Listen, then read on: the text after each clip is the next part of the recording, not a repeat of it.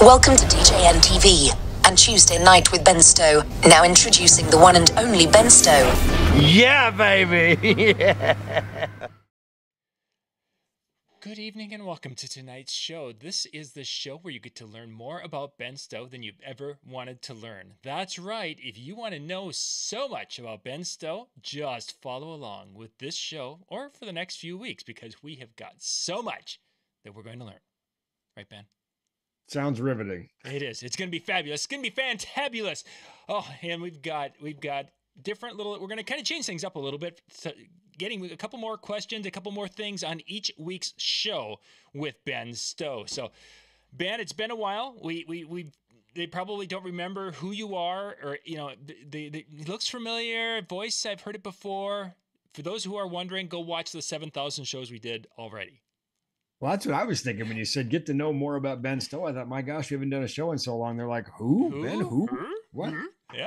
Who's this guy? Yeah, exactly. Maybe probably just I'm on a first name basis with flight attendants, but not my friends and loyal viewers. But yeah. Well, they follow along. People throughout the summer and fall, we've been running some of our past shows that we had. And for those of you wondering, we started doing shows in 2014, so we've got a few shows in the hopper there. And it's interesting, some of our shows that we did a long time ago, first off, they make a comment. It's like, wow, you guys look so much younger back then.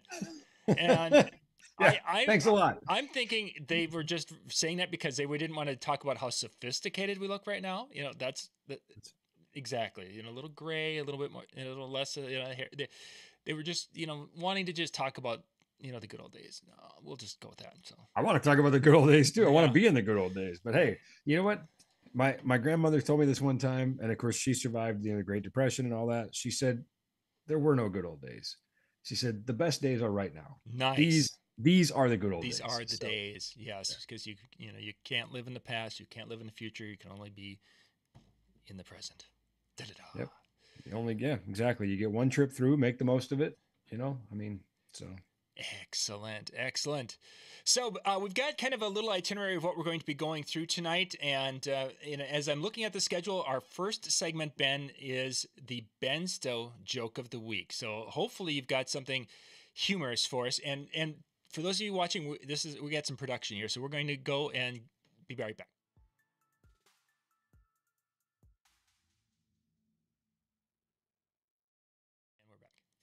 So a lot of you don't understand that Ben is actually a really funny guy. He's technically savvy, but he's got a very witty sense of humor. So Ben, this is your chime. This is like that dream of being on stage at the comedy club.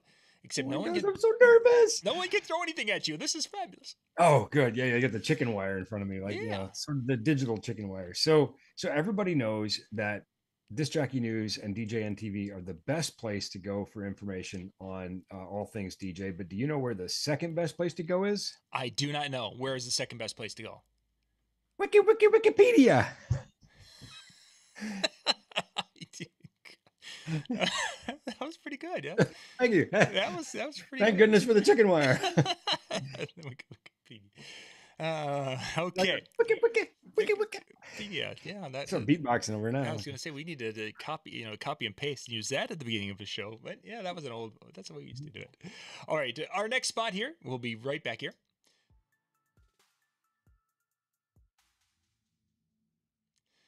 Okay, so tonight, this is a question that came from the DJ community, Ben, and they were wondering about the 900 megahertz microphones. Those are out there, some of the less expensive ones. I mean, I was digging through some of my old microphones. I think I've got a Gemini that was, back in the day was a 900 megahertz. I might even have a Shure that's back there that was 900 megahertz back a million years ago. For those who are wondering about that frequency and such, and why it's not recommended as much today as it was 15 to 20 years ago. Give us a little elevator speech on that. Well, I think there's some expensive ones that live there too. There are some higher end Shure models you can buy now that live in the 900 megahertz. But I think if I was to really just put a point on it, it comes down to bandwidth, and 900 megahertz is limited to, and I'm going from memory here, but it's limited to like 10 megahertz. So it's not very wide. That's less than 2 TV channels, which would be 6 megahertz each. So I don't know that, you're going to put a lot of channels there. And of course, 900 megahertz is one of the ISM bands. So that means there's a lot of stuff that can live there. There's a lot of license-free things that get stuffed in there, and there's a lot of other things that are occupying that space. So we may find ourselves very limited in the number of channels that we could run there. Um, that being said, I don't know that I'd say it's not recommended. I think it's just one of the tools in your arsenal, right? We could look at our traditional lower UHF 470 to 616 as options. And, now we're looking at other solutions. I have reservations about like 2.4, for example, but, we can start looking at those things, deck-based systems, which are up around 1.9. So I think if you have to find a lot of places to put things, maybe you would also use some 900 megahertz, but I don't think, to your point about not being recommended, I don't think it's the first place I'd go. Do the 900 megahertz those frequencies travel farther than maybe some of the other frequencies that we could use, or do they not quite as far? What are the tendencies with a 900 megahertz frequency It's going to be signal? really similar. When we're Okay. talking about, really technically, even 2.4 is considered part of UHF, although we tend to carve that out, and we tend to carve out 900 megahertz again as ISM bands. Uh, but when we're talking about wavelength and propagation and penetration, and we're talking about the difference between a 500, 600 megahertz wave, something in the high 500s, and 900 megahertz. I mean, it obviously has half the wavelength, so that's a notable difference, but it's not such that it's going to be severely disadvantageous, and what I mean by that is longer wavelengths actually will penetrate more. So, we get in these lower wavelengths. It's one of the reasons that they really liked like 600 and 700 megahertz for rural cellular, that sort of thing, is these wavelengths really do a pretty good job of penetrating and propagating over distance. But now, of course, there's engineering is a series of trade-offs, and that's why you're starting to see these microcells in big cities being way up there at like 25 gigahertz, really tight, small wavelengths, a lot of data bandwidth, but very, very short range, and they don't penetrate very well. And that's okay in a big city because you're only talking a few blocks. And I realize the question was on 900 megahertz, and we just kind of took a little romp through the electromagnetic spectrum, but it's all part of the story. It's all part of the story. Exactly. Interesting. Okay, I did not know. I kind of assumed as I saw the post that somebody put up that it was really frowned upon completely across the board. But as it's sounding is that there are going to be some instances where it could be a functional tool in our arsenal. Yeah, when you got to start putting a lot of frequencies out there and you start to run out of space, if you're in a really crowded market like Chicago or Atlanta and you've got a lot of RF channels to find homes for, we might have to look at some of these things. Now, of course, all the rules changed. Something that has kind of been in development for a few years, and it's kind of been an open secret, if you will. I think a lot of us knew about it, and yet there were other people who went, "Oh my gosh, like they didn't see this train coming." Is like the new WiMAS systems, which and legislation changed a few years ago to allow for this. We start talking about really, really wide systems that are both uplink and downlink.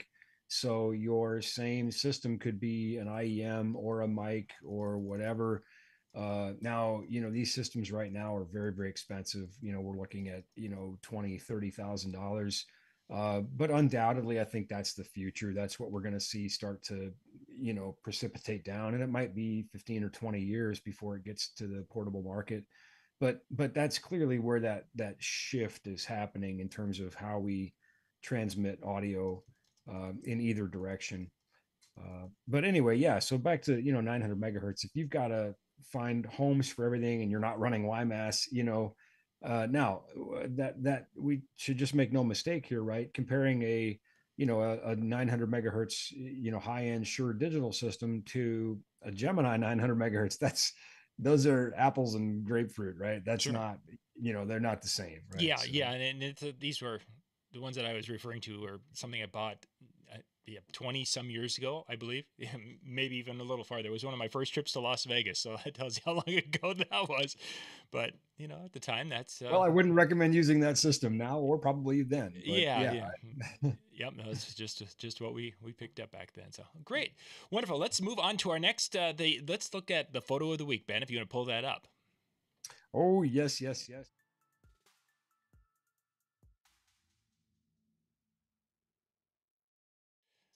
Okay, Ben, what do you have for this week's photo that we're going to look at? All righty. Let's see. This is fresh.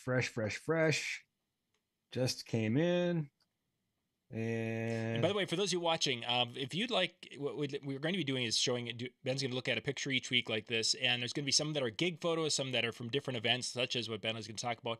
But if you'd like to have your picture featured on the show, I just put the link in the chat to go out to the Tuesday Night with Ben Stowe page, and from there message it over, and then that will come to us, and then we will get that in on a future show there if it will work out. I mean, if it's a picture of you eating spaghetti, probably not. If you're eating ice cream, I'm not saying no, John. I'm not saying that's no. true. I mean, it could, as long as they don't have it dripping on their chin. But oh, I You need know, to. but if it's entertaining, if it's, I mean, Yeah, we just don't know. I mean, it could be. Let me flip this I'm over so people can see the whole picture. There we go. There we go. yeah. Okay, All right. So tell us about it. you can see the picture. Yeah. So this is just a few moments ago. Actually, this is, like I said, fresh off the press. This is the behind the scenes look at the very hardworking staff and family from NLFX and Chauvet Lighting at Wedding MBA. From left to right, we have, of course, everybody knows Kyle Dietrich, and if you don't, you need to get to know Kyle. Great guy, working DJ, heart of absolute gold, salt of the earth. He's a much nicer guy than me. Pretty smart and obviously better looking, but that kind of goes without saying. But a tremendous person for you to get to know, a tremendous servant, and you know, great resource for DJs. So just a great guy to talk to about advice and great deals and new products, and he just loves talking gear. And then, of course, the most famous person in all of DJ, whatever, in second from the left, the lovely Kat Carlson, our marketing director for over 20 years at NLFX. So Yeah, she can't started say when she was like 15, so she's been she did. 20 years. Holy cats! I didn't. Has it been that? Man, At 21, I think this we're, was. I think she we're just getting in November celebrated 21 years with NLFX. we're And getting the reason I old. know that is because she told me. But yeah, Yeah. so Wow. no, you know, obviously, just I feel incredibly blessed to be able to work with people like Kyle and Kat and the rest of the team. Yeah. But you know, to have people like that who are so dedicated to our customers and care so much about our industry, who've been with us for that long, that's just, I mean, blessed doesn't even cover it, right? You know, so. Yeah, very fortunate to know them. And if you're at Wedding MBA, be sure to go stop by and say hi. And please tell her that I said nice things about her. So Yeah. I'm on an early flight tomorrow to go out on tour, so my house will be unguarded. So so yeah, please. And then to Kat's right is Anna, who is the national sales director for Chauvet DJ, and to her right is Chandler, who is the central U.S. District manager, sales manager for Chauvet Lighting. So they're all there at Wedding MBA, and they are anxious to talk to you. There are some killer deals on Chauvet Lighting and EV and a bunch of other good stuff. And if you're not at Wedding MBA, well, you can drop us a line. You can contact Kyle or contact me or whoever, Linnea, whoever your person is, because we'd love to hear from you and we'd love to save you some money. It's our own little stimulus plan we're putting on for America. So two Kyles to the right of his right elbow there is a light. That's the hex.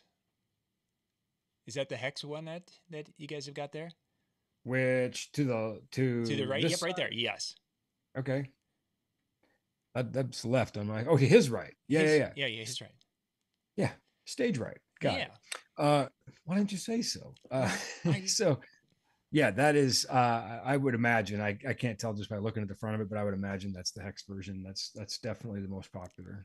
Kyle, you're watching. Tell us what I think that that is the hex version, but I'm actually that's one of the topics of a video I'll be doing on one of the things that we've for our summer events with our weddings, is that those things have become so versatile in what we're using for our shows, and it's mainly because my son, who is actually spends time to program lights and using DMX and runs them via DMX, the coverage, the even coverage, the colors that he can produce with that, and with the dimming and adjusting and such. Literally two of those he can do some incredible things with at shows. Yes. And of course, they're on a great special and something brand new that you haven't seen. Yeah, Wash Effects Hex. Thank you, Kyle. Yeah, those. Right Oh, there. wait a second. I gotta move some things because that's for my vision. What am I Oh, looking at there? maybe you still can't I see it. can see it. I can see it. Yeah, yeah. We've got it. It's Maybe on the it's going to screen. I needed to go stay to a a bigger secret. picture. Yes, these are the new Co.ILS from Chauvet. They're a new micro wash light. Okay. They fit inside devices like the Danny Max booth. They fit Mm-hmm. inside small totems. They fit in under centerpieces. They have ILS and I believe DeFi. I saw a prototype of these about a year ago, and I don't know exactly. Things change in the course of a year, right? Actually, it Mm-hmm. was almost exactly a year ago. Anyway, it's been in development for probably 3 or 4 years. So I don't know if they put DeFi as well as ILS on there, but I believe they did. I believe they use a USB-C power connection, so you can connect them to any USB-C power cable or Mm-hmm. battery bank or anything like that. And just a really cool, very affordable new little wireless wash light. ILS And and DeFi is built in. Kyle says.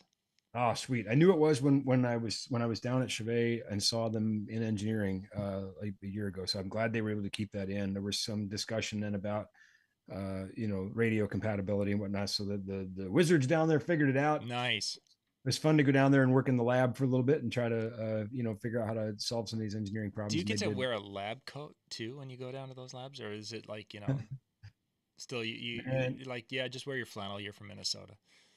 I work in rock and roll. They're just happy if I'm wearing clothes. So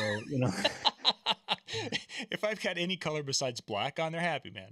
that's right. Yeah, it's a banner day. Uh, uh, so anyways yeah, I think those are going to be really cool, and if you're at Wedding MBA, you can go check them out. You can take some home. You can be the first in the world to own some, and nice. if you're not at Wedding MBA, if you're going to be at Harvest of Sound in Boston, we will have some there as well. Excellent. That's coming up here So I'm in told. early, geez, a few weeks away. Oh gosh, tell me about it. I'm Yeah. trying to figure out. I'm like literally staging suitcases so I can just kind of drop one and grab another. Yeah. And I go right from Harvest of Sound to Nashville for another thing. And so I've got to try to figure out, like we were already talking. I was like, all right, Kat, can I just send this bag home with you? And and I'll Yeah. take this one there And and then put this one on the pallet and just make sure I got a just trying toothbrush in every bag and go. to yes, Yeah. exactly. So Oh, anyway, that's there it is. all right. For our next segment, ladies and gentlemen, we've got the Ben Stowe TED Talk coming next.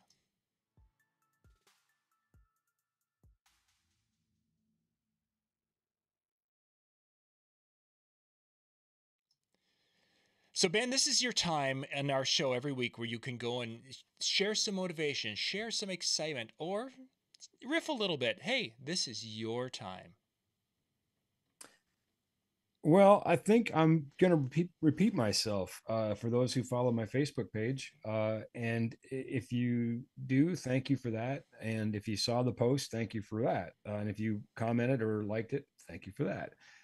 If you didn't, I think I'll just say it was something that was kind of on my mind. I was, I do a lot of we'll call them legacy acts, and that is older acts that have been in the industry a long time. I do sound for a lot of those. Another nice way of saying casino acts, right? I do a lot of casino shows, and these are, whatever artists that were big in the 70s or 80s or whatever now, even 90s. But anyway, I digress.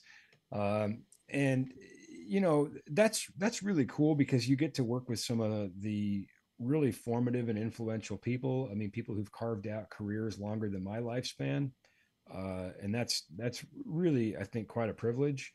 Um, but that's not where the talk's going. I mean, it's really easy, and it's been a pretty rough 3 or 4 months. I think my wife pointed out to me the other day that I've been home like 10 days in the last 3 months. Mm, And when they put a number out there that they're counting, right? So it yeah. wasn't a guess, Not that I'm counting, but 10. but yeah, but it's exactly 10, Yeah. Uh, and so that just kind of tells you how my last few months have been going, and one gig runs into the next, and it's just a blur, and it gets exhausting, and it's hard to really even be focused on the task, let alone really appreciate that privilege of being in the presence of greatness. but for this particular TED talk, I want to talk about all of us and our gigs, whether you're doing them 6, 7 days a week or 2 or 3 days a week or one a week or two a month. It doesn't matter. You know, after you do this long enough, it's really easy to think about a gig as a gig. Um, and I sort of have pondered that as I've been a guest, you know, again in the summer at my daughter's wedding and that sort of thing, to think like, you know, it's just a, you know, the photographer, you know, did a great job, the DJ did a great job, but you know, but I walked a mile in their shoes too, right? Is this just a, they just checked it off, and then, and as soon as on their drive home they're thinking about the next one, right? Mm-hmm. And I think, you know, we all do that because we're professionals and we're trying to be in the moment for the next client, right? Well, at this particular show, in the back of the room, we noticed kind of this little impromptu parking lot of like rascal scooters, whatever you call them, you know, the mobility scooters, because they people were basically parking them in the back of the room, Mm-hmm. and they were doing so with pretty great efficiency. I was pretty impressed. I'm like, wow, those are highly maneuverable. I was thinking I got to get one of these, but you know, but then they get off the scooter and you watch these people make their way to their seats. And some of them, it was really a difficult process. It was very apparent why they had the scooter, right? Sure. Sometimes it was a 2 or 3 person job, you know, to get them to their seat. And I thought, man, going out must be a hard thing, right? You know, this just the whole concept of, you know, they left home and they got in the car and they get to the scooter and they go to the casino and they, Mm-hmm. you know, like you start thinking about like what that process is like, and there might be an inclination to say, you know, let's sit this one out. You know, I'm not Yeah. going to go. You know, it's a lot of hassle or whatever. So it obviously meant a great deal for them to be there. And then as I looked at some of these people and I did some of the calculus, and this artist was really big in like the 70s. Um, and I started doing the math on how old these people probably were, you know, and I thought probably for many of them, this is their last concert. Uh, you know, not just a few, probably a good number, because they probably don't go to more than one concert a year, maybe, and that might Mm-hmm. be a stretch. That might even be a stretch, Yeah. right? And I'm betting a few of these people probably didn't have a year left, Mm-hmm. right? You know, who knows? No, we don't know. I Yeah. don't. Maybe I don't. Maybe I don't have a year left, right? Nobody knows, right? And I think that's kind of my point. As I started to think about that, that this would be the last time, perhaps, that some of these people would ever go to a concert. So I better be good. You know, I mean, I need to do a good job tonight. Mm-hmm. It might be the last time I mix a concert. You know, nobody really knows. Yeah. The thing is that every time we do something, it could be the last time we do that thing. And everything that we do, there will be a last time that we do it. And we don't really know when that time will be. And we could live another 20 years, but still have done that thing the last time 20 years ago, right? True. So every time could be the last time. We don't really know when that's going to be. So anyway, I really thought about that. I thought, you know, not was it a privilege to work for a Grammy winner and someone who has such musical greatness, but what a privilege it is to bring that experience to people who put forth so much effort and care to come, uh, and possibly for the last time, Mm-hmm. you know, to see this artist or any artist. So I really felt I think inspired by that. And at the end of the night, this performer is a woman, and her husband came by and he said, I just want to tell you, he said, your mix tonight was superb. And I thought that meant a lot too, from somebody who's in the Grand Ole Opry and the Country Music Hall of Fame and, you know, a Grammy Mm-hmm. winner. I thought that they've, you know, and their son is an audio engineer. I thought, well, that means a lot that they would Yeah. say that. Uh, but as I said in my Facebook post, I also knew that I didn't do it for her. Mm-hmm. You know, I mean, sure, I want to do a good job. She's the boss, right? But I thought, no, I did it for these people whose names will never be engraved anywhere, Mm-hmm. you know? And it felt really good to just have done that, and, you know, then shut down the console and move on, right? Just, you know, just to kind of, I guess in a way I kind of did it for me. Mm-hmm. And so my TED talk is, whether it's a wedding or karaoke night or, you know, trivia or whatever you're doing, it could be somebody's last time. Very much Uh, so. and it, even if it's not the last time, it could be a meaningful time. You know, what we do as an industry gives people a break. It gives them an escape, a chance to get away from the noise. And gosh knows we've had plenty of that over the last year and a half, Mm-hmm. you know. So do it as though it's your last time, and do it for them, and do it for you. And eat the ice cream. Oh, absolutely. Now, my last time will be on my deathbed. I will be. I'll be pulling the oxygen mask off to shove in ice cream. Like, listen, if I'm going out with the ice cream. I need the ice cream. Good stuff, Ben. Good stuff. Okay, we've got one final segment tonight. We're going to get to our last question of the week.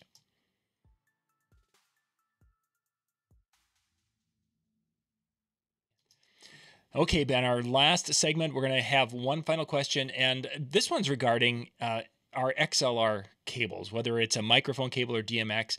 It's so quick and easy for these things to become this massive pile of snakes in a bag thing that's just terribly difficult to manage.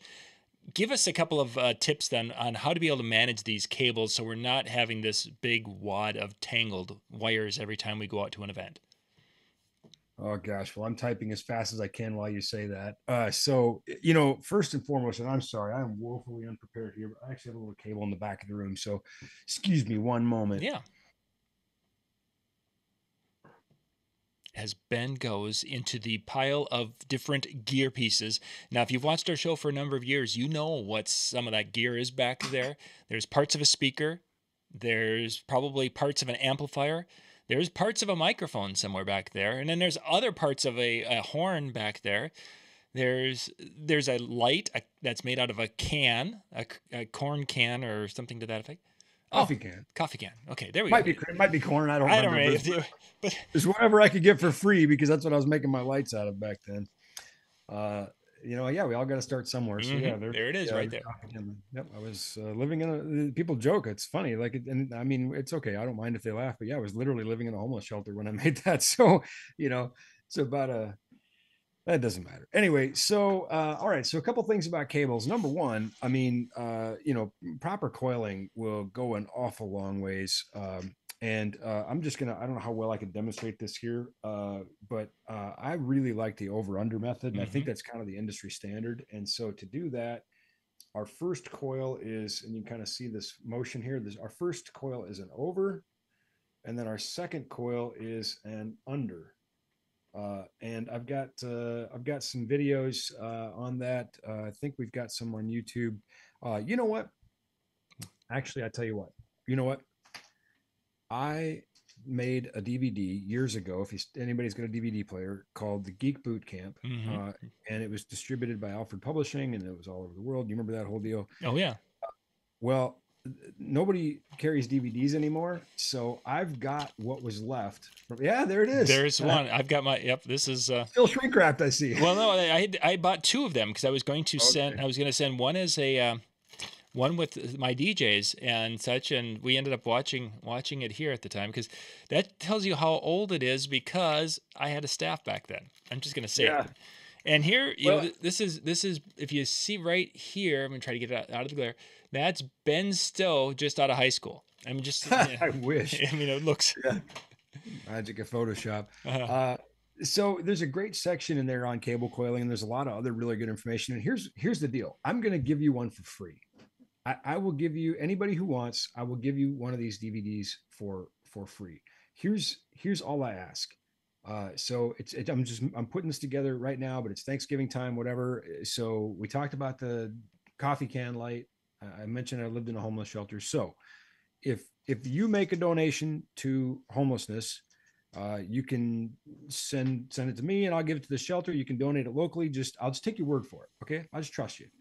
You make a donation to give it to somebody. I don't know, whatever, give it to an organization. Actually, that's probably better. But, or like I said, I can donate on your behalf, whatever. But if you tell me that you did that and you send me your mailing address, I will mail you one of those DVDs for free, and I'll even pay the postage to get it to you. So there you go. Then you learn to coil cables. Coil cables. You learn actually. There's a lot of great information there. How to not burn the venue down. That's right. We had the fire department in there. The fire department. Oh yeah. See, I've watched it. I have watched it. Yeah. Friends, this is a great DVD. Plus, you'll see me at a much younger age. But yeah, we had a state electrical inspector, a friend of mine, that talked about using multimeters, things like that. Yeah, there's comfortably $200 worth of knowledge in this DVD, and literally I'll give it to you for free. Just just make a donation to homelessness or hungry people, especially the holidays coming up, and tell me you did. Or if you want to make a donation to the shelter that I lived in, I can give you their address or whatever. But I'll take your word for it, and you let me know, and I will send that DVD out. Yeah. Uh, the So other cable thing, wrapping is up. We got to keep moving here, Ben. Yeah. it is, yeah. Sorry. So we'll teach you how to coil a cable properly. Then, we've got some Velcro cable straps at Dental Effects, and we sell multi packs of those. They're great. Let me just pull this up real quick. If I'd have had my act together, I'd have this all put together. We're good. We still have to grab a couple of those pictures and show those. And all right, let's do this. Gonna share. You can hop on NLFXPro.com right now, and you can get these. We have 10 pack of 8-inch, 10 pack of 11-inch white, 10 pack of 11-inch black, and we have combo packs, which have both. Ooh, nice. Yeah. They've got both 8-inch and 11-inch. You get a whole bunch of those. Free shipping is at $35, and you'll notice these are incredibly cheap. Like this 10 pack is only $4.99. So you're thinking, well, what else could I possibly get to get to the free shipping? Don't worry, I got you. You could get one of these, and you should. All right, is it showing up? Oh yeah, there it is. Yep. Yes, cable bag, and actually, true story. This is not a joke. Kat and her mom sewed some of the prototypes Nice. and designed this. This cable bag was 100% designed in the U.S. Has sewn in compartments. It is a really heavy nylon type material. And if you don't want to use cable straps, by the way, you can also use. You can see there I've got uncoated cotton tie line on cables. You can also do that. My contribution to this, by the way, was the gaff tape strap on the end. Oh, okay. That I guess I didn't realize that's what it was, but yeah, now that I see the picture, and see, I wanted the little gaff tape strap on there so we can find a better picture of that. But anyway, I'll tell you another deal. If you're watching this show, you'll notice these are $129 and free shipping and all that, but if you go down here to this little blue box and you click request a quote and you say that you saw this show, I'll knock it down to $99 and free shipping. And you can get your cable straps, gaff tape, and all that free shipping too. Nice. Yep. And you know what? I'm not going to put an expiration date on that. Just whenever you watch this show, hop on the NLFXPro.com website and go click request quote. And when you do, I think you get a chance to put in some notes and just say DJNTV or because Ben said so or whatever. Yeah, that usually works. That's my favorite one is because Ben said so. And this is a great way for us. It would be great for us to just be able to put the DVD in the box here with all these things too. So again, tell us, send me a free DVD and we'll do that too. So I've actually have one of the bags, and that has become my carrier for the cables we're going to be using in a couple of weeks when we do sound throughout the city of Melrose, and we drop audio cables for like 3 or 4 city blocks. And of course that takes a lot of cables, and that bag works wonderfully for it. You can drop them right in there, and once we get there, we can pull them out, open the zip tie, give it a toss because we learned how to wind the cables properly. It's all there. Excellent.